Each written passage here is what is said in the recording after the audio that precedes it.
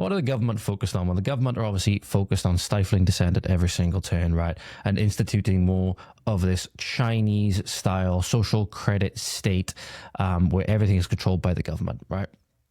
And we've seen all manner of breaches being done, to get at people's personal data, photos, trying to get into people's messages via forcing, like Telegram, for example. There was that incident with Pavel Durov where they basically forced him, whatever methods they have, to lax the security on Telegram, for example.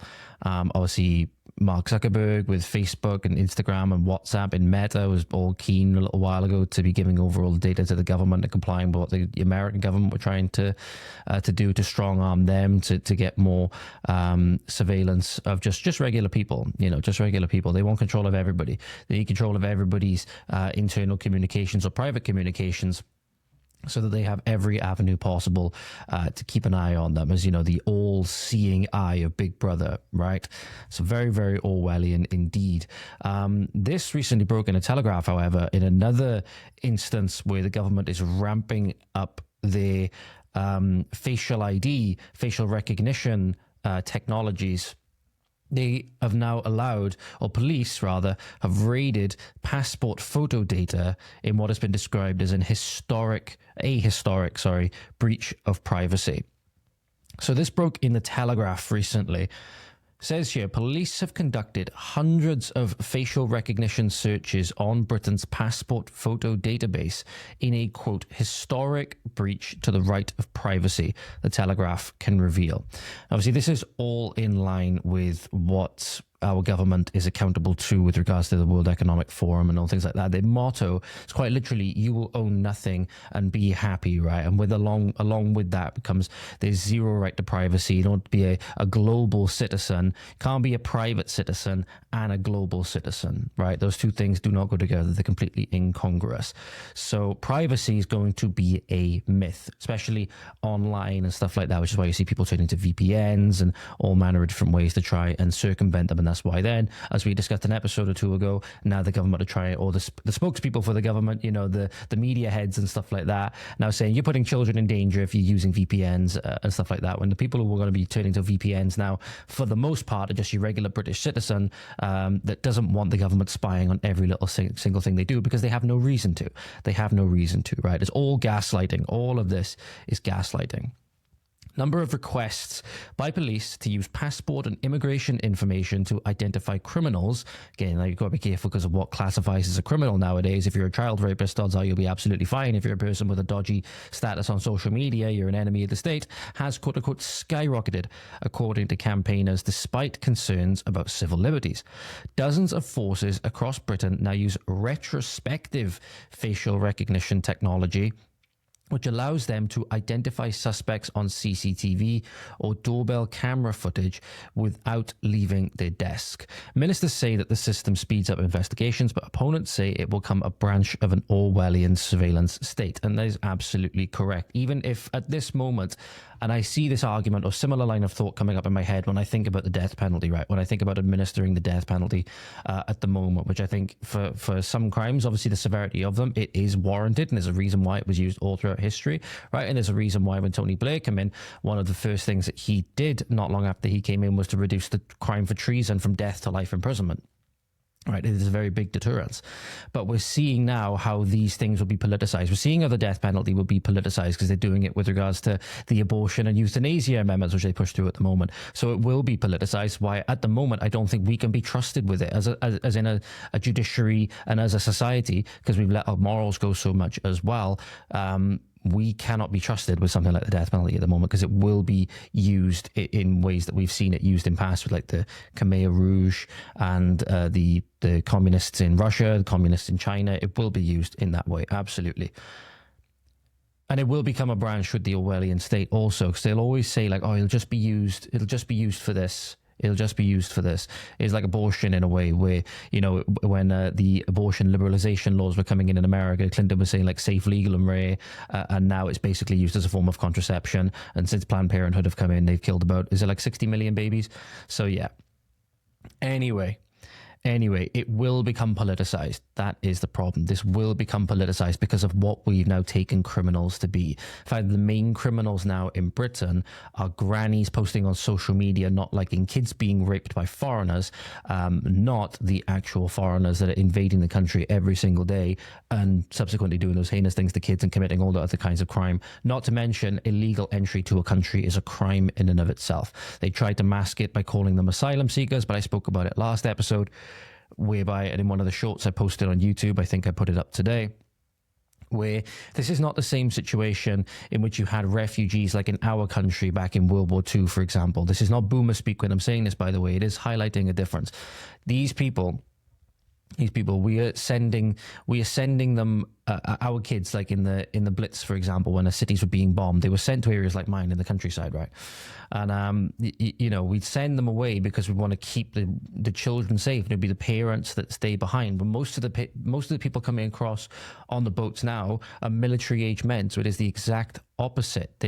In theory, if there is a conflict going on, they should be the ones over there fighting it and sending their women and children away, not the other way around. Okay, it's a mark of not only not good men, but it's a mark of these in many cases are not real refugees. Okay, they're not real asylum seekers, and they're being seen as political pawns in a wider game to get rid of the democratic vote and get rid of the power of the Welsh people through the English people, Scottish people, British people, all through eroding the power of the democratic vote, which is really all we have at the moment. We gave away any enforcement arm and we gave away the right to bear arms, all of this, all of this stuff, right? So we gave away all of that. We have no kind of Second Amendment or anything like that to deal with the state's monopoly on force. So the only thing we have really is a democratic, the democratic system. And that's rapidly being eroded. That's why something like the Welsh quote-unquote nationalists, the Plaid Cymru globalists and nationalists clothing plan to institute something like a nation of sanctuary plan is so dangerous. But this is where it says here, damaging public trust. So a passport holder whose face was included in a police search would never know that their data had been used for that purpose.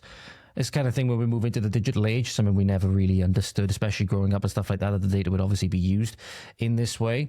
But, the classic saying, when it's on the internet, it's on the internet forever. And your data in many instances now is not your own. Okay, that's part of the cons of everything being online nowadays, that it's in the hands of the people that run this stuff, right? And in many instances, that is the government or people who are beholden to the government. So really, what checks and balances do we have, right? But what other system do we have? What other way can we do it now? It's a lot different to how it was, you go back 50, 60 years ago, you wouldn't have had any of this problem. Back then, private citizens were largely private, not so much anymore.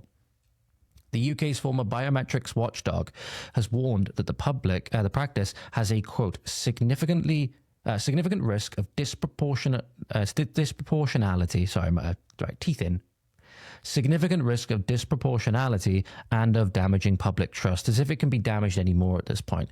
I saw something online recently that said only 9% of the country, 9% of people that were polled. I'll see if I can find the actual poll itself a bit quick. Only 9% of people in this country, and I think that Keir Starmer's doing a good job. So here we go. This is from a YouGov poll. The actual poll isn't linked in the post. But according to the GB Politics page on X, just 9% of Brits think Keir Starmer has been a good PM so far. So I think you can say that public trust is basically, non-existent at this point. The approval levels for a prime minister have never, I don't think, ever been lower, at least in my memory anyway, at least in my lifetime. And that speaks a lot about the kind of policies that have been pushed through, and that people are really starting to see this for what it is now. I hope at least the vast majority of people are, because I think at the start of his term, I think he was on it. I'm just trying to think. I can't remember off the top of my head, but at the start of his term, I think it was around about half. I think it was around about half, or maybe around 40% approval. And then it's done nothing but obviously nosedive. It's done nothing but nosedive since then. Data obtained under Freedom of Information laws by Big Brother Watch, the Civil Liberties Campaign Group, found that the number of passport photo searches increased from 2 in 2020 to 417 in 2023. In the first 10 months of 2024, another 377 searches were conducted, putting police on course for a similar number of searches last year. The number of searches of the immigration database, which is formed of photos collected by Border Force, increased sevenfold over the same period to 102 last year. The system means that photos of people who have never been convicted of a crime have been processed by police with limited legal or regulatory oversight. Now, that's the big thing here, is that you have people who have never been convicted of a crime, and you'd think, at least in many instances, would have no reason to be suspected of committing one, are now being processed by police in this manner. And again, the biggest thing is that what classifies as a crime nowadays? What classifies as a crime? Now that we've gone into this realm of subjectivity, now that we've gone into this realm of moral relativism, what classes as a crime is not in line with some objective standard that was instituted by a higher power, let's say. It's now based on the whims of whatever a society or the individual decides, who has the power to decide it, whatever is politically correct, should we say. So now, what classifies as a crime? We've now got to the point where if you try to defend children from being raped by foreigners coming from the third world, saying that, even just saying that, saying protect our kids, gets you labeled as a fascist and is causing quote unquote offense or harm, online harm to people, then you can go to prison. Like Lucy Connolly, for example. Lucy Connolly given, I think it was 31 months in prison. There was a guy recently, I'll see if I can pull up the story now so we can talk about it, who was on a flight and said to the hostess, I believe it was. So I'm just trying to find where it is. Here it is. A Pakistani businessman, Salman Iftikhar, I think that's how you say it, was only jailed for 15 months after calling a stewardess a fucking white Welsh cunt and threatening to bomb her hotel room, gang rape her, and set her alight on a first-class flight from London to Lahore. And Lucy Connolly got double that for simply a social media post which she deleted and apologized for, in which she expressed frustration that everyone was feeling at the time. Violent frustration that everyone was feeling at the time. But even Matt Walsh came out and said, post when he talked about it on one of his shows, wouldn't have got her thrown in prison for anything under the First Amendment in America, because she did not say anything that expressed, a violent intent on her part. It was the for all I care. Basically, set the hotels full of the bastards alight for all I care. Okay, and there's a difference there. She's not saying she's going to do it. She's not telling anybody to do it. She's expressing a big frustration and anger at the time around Southport, where those 3 beautiful young girls were massacred by an Islamic terrorist. This is the video of that incident for you, though, ladies and gentlemen. I've pulled this up for you now. So yeah, this is the video of Mr. What was his name? Mr. Ikhtar, calling the stewardess on this plane a quote fucking white Welsh cunt, threatening to bomb her hotel room, set her alight, and gang rape her. So just check the video, ladies and gentlemen. It is working. Large parts of the video have obviously been censored. This is coming from Metro, I believe it is. It's from a source on X, but it's coming from Metro for the most part. Pardon me. I'm very sorry, ladies and gentlemen. Here you go. Here's that video coming for you now. Can't be fighting like that. That's because you're a racist. You're racist. You come and fuck everybody. You're a racist. I've all the videos show you're racist. You want to see them? Bring your own crew. Let's see them. Let's see them. You ready for it? Come on, video. Oh, you get to the back here.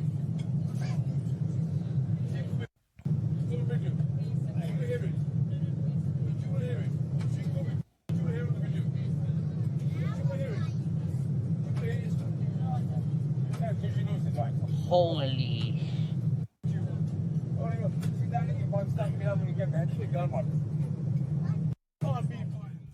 So for the threatening conduct, for what was alleged to have been said, and the guy's been sentenced now, by the way, as I mentioned before, the guy's been sentenced to 15 months.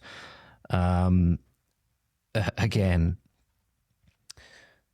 what classifies as a criminal nowadays? This guy got half of the sentence for not only the words that were used, the racist words that were used, as in he used this, he insulted this woman on the basis of her race, on the basis of her ethnicity, or at least nationality, but then also provided direct threats to her, if this is correct, threatening to bomb her hotel room, gang rape her, and set her alight. And I'm sorry, when it comes from these people, often not, you can't just dismiss this. You have to treat it as credible threats, right? You have to treat these as credible threats. And for Lucy Connolly, which was a social media post, which she took down and apologized for, she's still in prison on double this guy's sentence, and she had her appeals recently rejected. Again, do not tell me that we don't live, in a disgustingly two-tier society. But let's talk about the police themselves for a moment, as we've talked about at length before. Who are the kinds of people that may be going through this stuff and acting on the stuff that is brought forward from these breaches of privacy and stuff like that, right? And that seem to be refusing to hold themselves to account also, but not specifically in this instance, because this person was actually caught by his own colleagues. This is one of the most disturbing stories that I saw break recently, ladies and gentlemen. This is a police officer, 48. I'm going to read some of the article now. You can read it on Daily Mail. He filmed himself raping a baby girl. He's been jailed for 16 years after being caught by his own colleagues. And if you think this isn't close to home for you, ladies and gentlemen, this is this officer in question, Dean Roberts, is of South Wales Police. Formerly of South Wales Police. He filmed himself abusing the infant. The 48-year-old was caught when another paedophile was arrested. Detectives traced child abuse footage back to their own colleague, Roberts. A police officer was jailed for 16 years for raping a baby after being caught by his own colleagues. PC Dean Roberts, which I'll bring on the screen for you now, ladies and gentlemen. This is, if I bring this up on screen, this is PC Dean Roberts. This is PC Dean Roberts, according to the Daily Mail article. Said, filmed himself, or footage was worked back to him abusing the quote-unquote, the helpless infant, and sent the footage to other paedophiles on a messaging app. The former officer with South Wales Police was caught after another paedophile was arrested, and detectives traced child abuse footage back to their own colleague. Cardiff Crown Court heard the pair planned to jointly abuse children and would share footage of their crimes. Roberts admitted rape, sexual assault of child, and possessing and distributing indecent images of children. The mother of Roberts' victim told the court, "I can never forget the knock on my door and my whole world just falling apart. It was like being hit by a bus. We will always have to live with the consequences." Judge Recorder of Cardiff, Larry Rees, handed Roberts a 16-year extended sentence and told him he must serve at least 12 years behind bars. What kind of sentence is this? What kind of sentence is this? Surely the minimum for this, 16 years extended? Surely the minimum for this has to be life. Has to be life in prison without the possibility of parole. That's the minimum. That's the bare minimum, surely. It's no wonder we're the mark of a failing nation when we're so lenient on people like this. She was helpless to defend herself, although the footage indicates she was awake and in real discomfort. And this is the kind of people we have seemingly infested all throughout the police, all up and down this country. We've covered before that now it's come out that Yvette Cooper has been alleged to have blocked investigations into police rapists with regards to Rotherham and things like that, right? These are the people who are in Dominion. It's good that he was eventually caught by his own colleagues. It does show that there are still good people within the police, at least you would hope, right? It's a good mark that at least he was brought to justice by his own colleagues, because we've seen all manner of instances where, for all kinds of illegality, that people will cover for each other. People will cover for each other, right? But other people now who are able to retrospectively go through people's passport photos with limited legal or regulatory oversight, should we really be trusting them? Should we really be trusting them that they're going to do a good job? Should we really be trusting them that they're completely benevolent?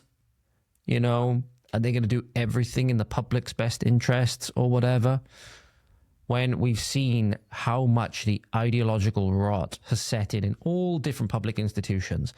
So recently that I believe it was the UK civil service was being made to go through mandatory trainings on the guilt of being British. On the guilt of being British. True Maoist-like struggle sessions, right? True Maoist-like struggle sessions. So the only benefit being for the people that are benefiting from the destruction of our country and us as, and the eradication and enslavement of us as a people, right? This is straight out of Maoist China, right? The guilt of being British. Let that sink in for a moment. The guilt of being British. And that is one mark of the rampant ideological rot that's set in all throughout public institutions. It's in every public institution. It's in the NHS with regards to the trans and Islam stuff, right? You have branches within the NHS or groups that splintered off from the NHS, and they're often made up of ex-nurses and stuff like that, that are trying to fight for their own justice because they were forced to change alongside a man inside their private changing facilities and stuff like that, right? So it's just going to show that the people who are committing these evils and have the implications to commit these evils are everywhere. And it makes you wonder now, how do we fix this? How do we fix this? And when you see how evil our society has become, how it's been taken over by such evil, and that all of it is the result in some way, somehow, of I'm not going to say our doing necessarily, but human doing, you understand the flood story in Genesis a little bit better. You understand why that flood might have kind of been necessary, you know, as a bit of a reset button. But that's a discussion for another time. What do we do? Is it at this point where you see police officers leaving and making it known that they're leaving, all the time now, pretty much? A video came out of somebody I talked about a little while ago where they were questioning officers that are still in the force. What are you doing? Why are you still putting on that badge? It doesn't mean what it used to mean. You know, a lot of people leaving movements at the moment. You know, at the moment, I'm not sure whether anybody is seeing, because they keep up with the news on the nationalist front or whatever, or the nationalist side of politics. There's been a mass exodus, seemingly, of activists, officers, and people that used to be involved in the Homeland Party at the moment. It's been a mass exodus of people, and they had a space last night on X, which I was actually listening into, just I thought it was quite interesting, where a lot of them were talking about their reasons why and stuff like that, and the open letter that they put to Homeland, Homeland's response, and since then it seems even more of left. Cal, the prominent nationalists that was recently at the Epping protest, seemed to be leading it. The Epping protester on the Bell Hotel, who I believe it was the Times tried to smear him, I think quite unfairly. Even if you've got a problem with like nationalists and their views and stuff like that, at least you know present valid criticisms, don't try and smear him as this kind of terrorist based on photos that were taken a long time ago, where the Times actually said that he posed alongside the Unabomber Manifesto, when you can quite clearly see, if you go on Amazon, for example, and type in Unabomber Manifesto and then find the image of Cal in this weird mask thing, holding up this thing that says Unabomber Manifesto on it, it's not the same cover. Okay, it's not the same thing. Again, a lot of these guys that have been activists in the Homeland Party did actually go down that route at one point, or were in danger of going down that route. I spoke to James Monroe, for example, who was going down that route massively. If you haven't listened to that conversation, by the way, go find my sit down with James Monroe. It's a truly eye-opening conversation into what it's like to go down those rabbit holes.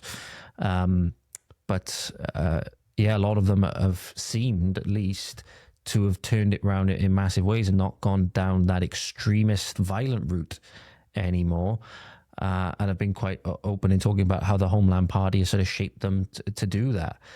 But since then, he's resigned as well. He put out a statement saying that he'd resigned recently as well. So we're seeing a lot of interesting developments on the right side of politics as well, on the nationalist side, which I'm sure we'll have some good things to cover in the future.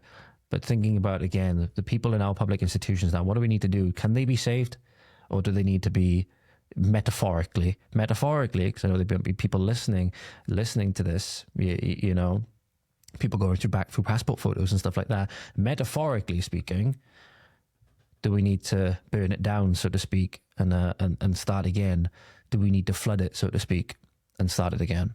Speaking of flooding things and starting again, or some really, really disconcerting things,